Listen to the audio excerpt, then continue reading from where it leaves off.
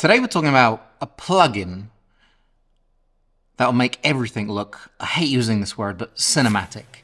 It will give your footage, your digital, extra sharp, no character footage, a style and a look that will blow your mind. And it is a film emulation plugin.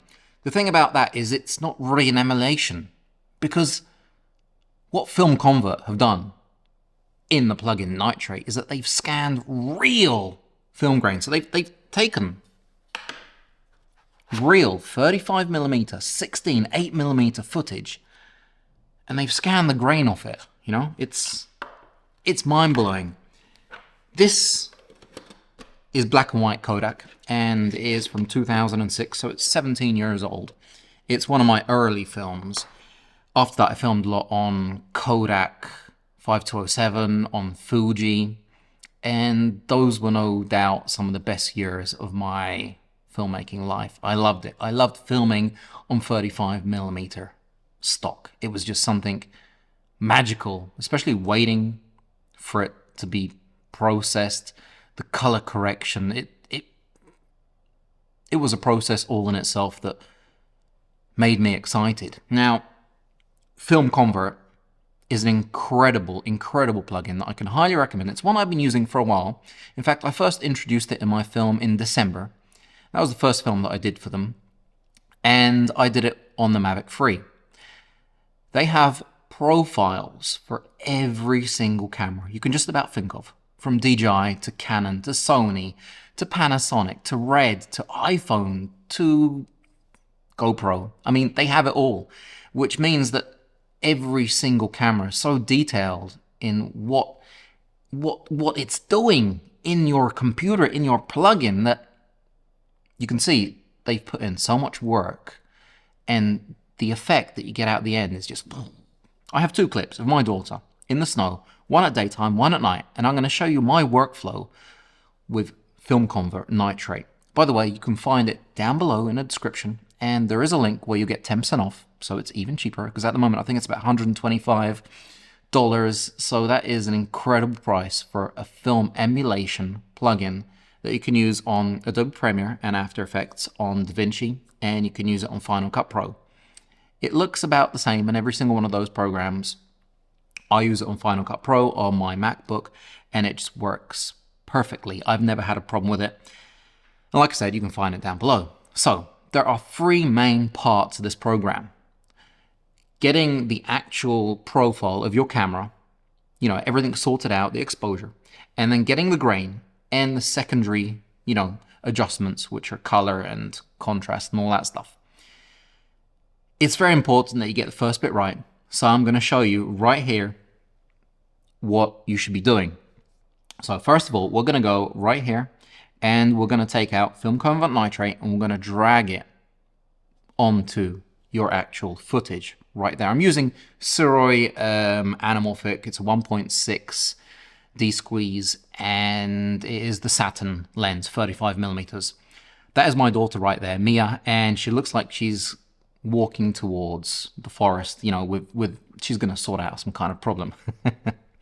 So FilmConvert Nitrate has popped out on the right-hand side right here, and all we have to do really is press Open Controls. Now I'm going to drag this control box to the right-hand side so that I can, on my left-hand side, see my Luma and my waveform and see what's going on with the actual levels. And like I said, it's really simple. You've just got to make sure that you download your color profiles from their website, which is really simple. You go and you download exactly what camera you have. There are a whole load of different ones to choose from.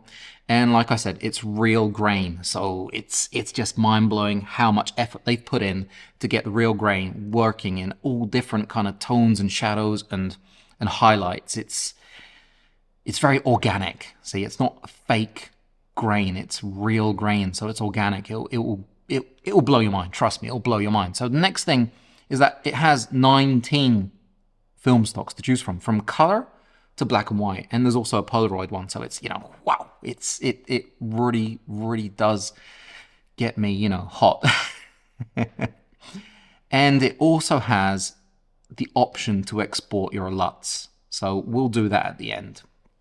which is really great, by the way, because you can then install that LUT on your monitor. So when you're filming, you have the look you've created and it's ready. You know, you can see what you're doing. So anyway, first thing we're going to do is the make. Now I'm using a Sony and I am using the A7S Mark III. So that is chosen right there. And as you can see, it has all the profiles that Sony has. I am using S-Cinetone. Yes, I'm not filming in log. Now there is a difference between choosing the log profile and a non-log profile.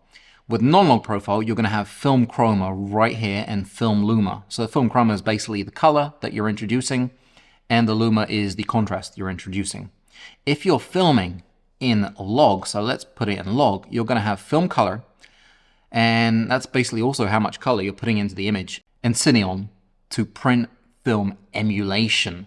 So depending on how much you put it up to 100%, that's how much you're going to get the actual print film emulation.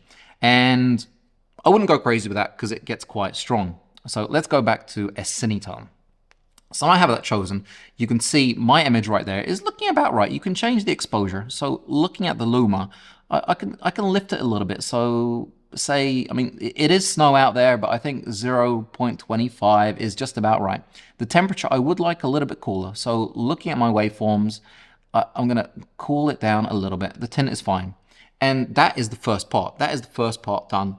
So choosing your make, model, exposure, and getting all that right. Next thing is the film stock. Now, you can choose that beforehand. So as you see, say, for example, we're going to choose 5213. It changes the actual exposure. So if you choose that first and then, you know, change your exposure, that might actually be helpful. But considering I'm basically using 5207 most of the time, that's already set in there. But say you've got like right down the bottom, you've got Polaroid. I mean, that just gives it a mind-blowingly beautiful look. It's crazy.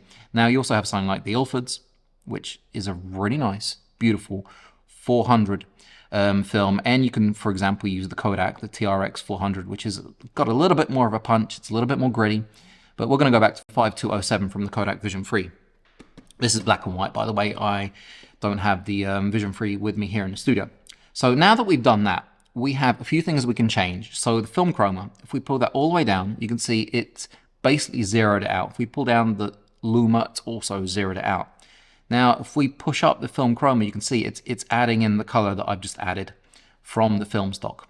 If we push up the film luma, it's also adding in the actual, the contrast that the 5207 gives you. And we can go down and we can change the grain strength. So that's how much grain you're going to see in the image. And you can't really see too much right here. I'm going to zoom in to say 200%. And if we use this and we put the grain strength up, you can see what happens. The grain is really popping. Now, 200 is way too much. I normally do leave it at 100. If I want a little bit more, then I'll add it. Because what you can actually do is you can change the film size. So if we go to 16 millimeter, see what happens. It's exploded with grain.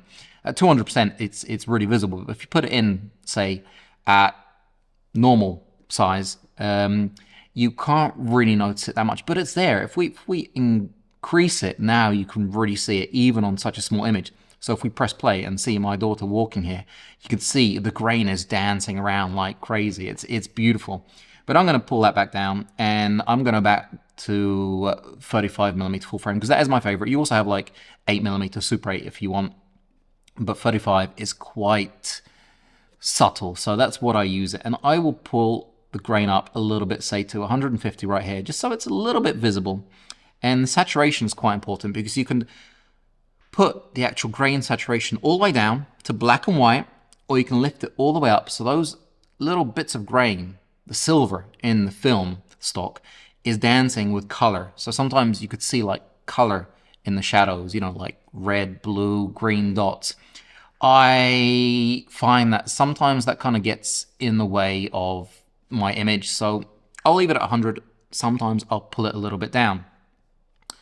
Now, if you untick the film size preset, you will have access to grain size. So you can increase the size of the grain. If you do that, it can really get messy. And that's where you can see, if I pull down the grain saturation and pull it up, you can see the actual colorful dots coming out. Now, I think that's way too much grain. So I can increase it to say about 10. That will make it really visible in this shot. And you can also change the image softness. So we're going to go back to fit. And if we change the image softness, you can see that it has a little bit of a blur. So it takes away some of that digital sharpness, which is, let's be honest, it gets a little bit fugly sometimes, especially if you're trying to be cinematic. So if we move that up to about 15, and I'm going to zoom in to 100% here and just see exactly where it's getting a little bit too soft. So I would say going to about 15 for me is perfect.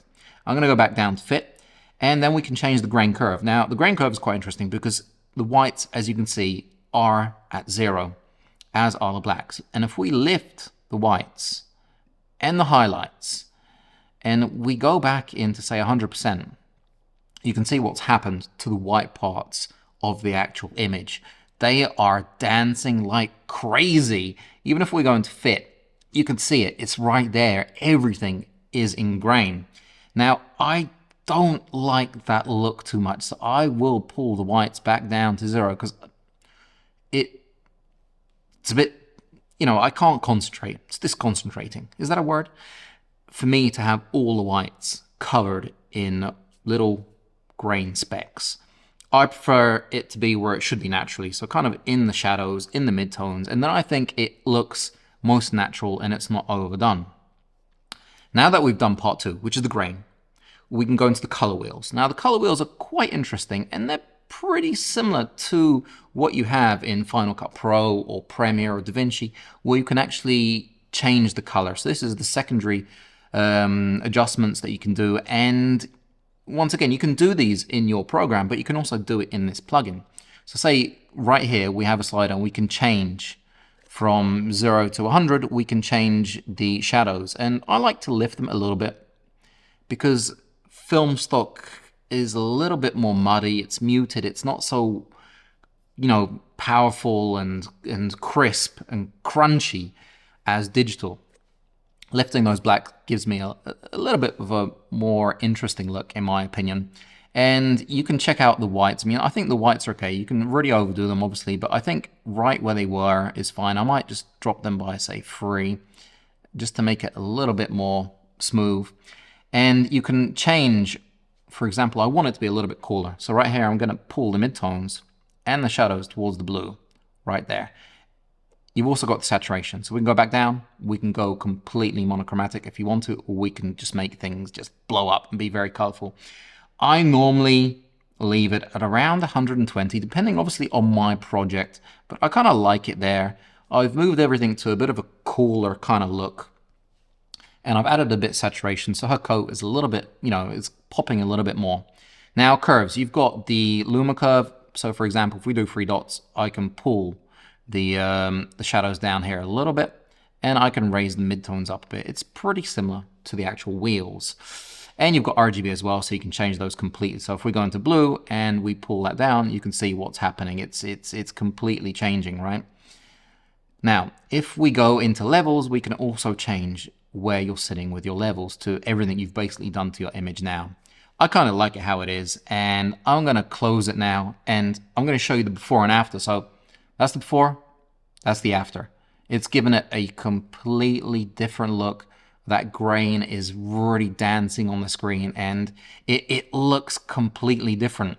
So what you can do now is you can select export LUT, so you look up table to desktop. If you select size, say for example 32 cubed is a .cube LUT, it will export to your desktop, and now you can import that into one of your monitors. Boom, you are done. You are done. You've got that look on your Atomos Ninja or whatever monitor you're using, and you don't have to guess anymore. It's right there. So FilmConvert Nitrate, an absolutely fantastic plugin that has been very useful to me, and it's given everything that I make a certain feeling, a certain character that is impossible to get otherwise. I've tried digital noise, grain before, and it looked horrible. This is very organic.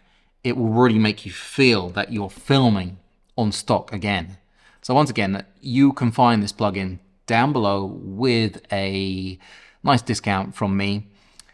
If you did like my video, give it a thumbs up. And if you have any questions at all about FilmConvert Nitrate, please drop them down below. I'll make sure to get back to every one of you if I possibly can, and give my, channel a subscribe button click if you haven't done so yet. Really great working with FilmConvert. I'm just stoked being able to use this on my footage. Catch you guys soon. Oh yeah, I'm just going to show these at the end so you can look at what they look like before and after. I've graded the dark one in a similar way. So just, yeah, check those out. Mia looks like she's really going to go and, sort someone out.